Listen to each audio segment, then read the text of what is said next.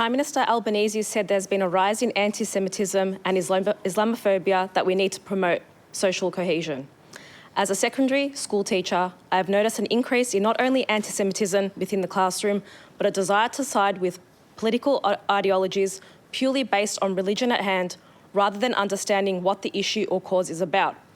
How do we educate children around the idea that associating a particular religion as a majority is incorrect, and shift the focus on understanding that extremist views and dictatorship can be found in any religion, person or entity? Michelle, I just want to find out, like, obviously you've worked with young people and observed this. What have you observed that's so concerning to you? Well, basically around my question, so students are just basing a religion and a stereotype. So, they refer to people just as Jews or Muslims. And you have to explain to them that it's a religion, that's not people, okay? They need to understand that not all of these, countries believe in the same thing, or all these religions believe in the same thing. It's their political ideologies, they're part of dictatorships that are mimicking things from the past, and that in any religion or any place in the world or any city, any suburb, extremist views can be found anywhere. And are they being radicalised online? Is there something you've observed? Because as you know, that's a big discussion at the moment. Definitely. So, we were talking before about, having to switch off. Students don't switch off in the class. Even though they have, a mobile phone policy, they have their laptops. They can access TikTok, Instagram, Snapchat on a web browser. Yeah, it's funny, isn't it, that old people thought, we'll take the phones and there'll be no TikTok. It's hilarious that old people are in charge because they get it anywhere. Oh, it does, yeah. You can see it, you can hear it. You see them switching, slides or, control tab. And you think extremist content is being seen by young people? Of course. I mean,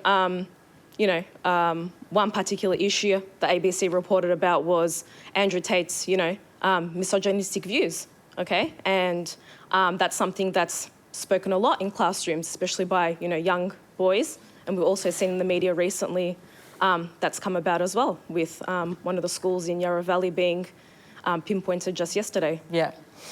Really important topic, thank you. Paul Fletcher, if I could just get you on that, because you've been coming up with some ideas around the online treatment of this. Do we have to be tougher regulators to stop young people being radicalised, whether it's misogyny or, Islamist extremism or whatever it might be? When we were in government, we had a series of things that we did. We introduced the e-safety commissioner.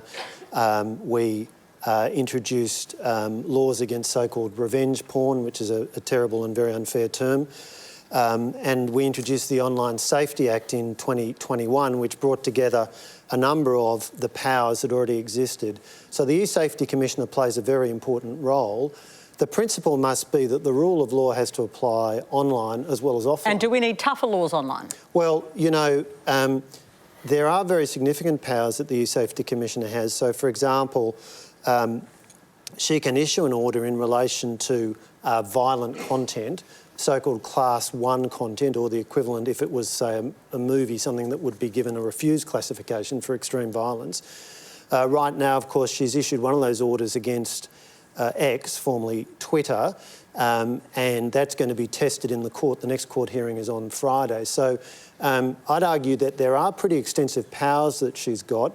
Some of these are in early days of being exercised, and so the court process will test the validity of those powers and the particular exercise. And if we fail, do we need to beef them up? Well, let's see how it plays out first. Well, you'd like us to win?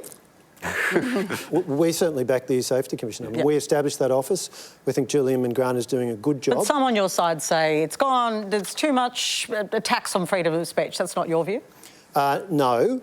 You do need to carefully balance up freedom of speech, and we were very careful in the drafting of the Online Safety Act, and I believe that the powers that are there are important.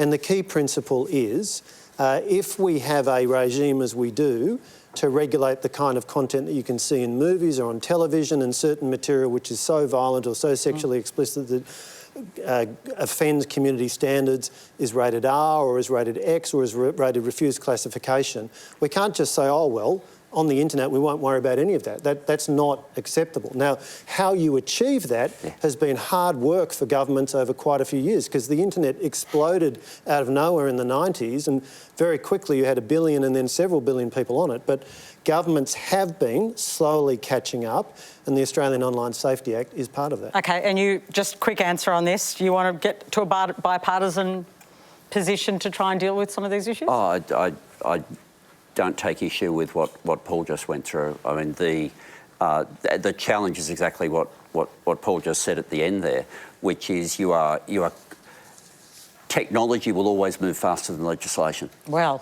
and yes. the end point here is, you know, for a whole lot of these different forms of horrific content, it's not just do you want to make sure that you don't have young eyes in particular on them, or any for some of the content, but how do you do that? So there's trials that we're now running, but yeah, it's a race, but it's important. It's really important.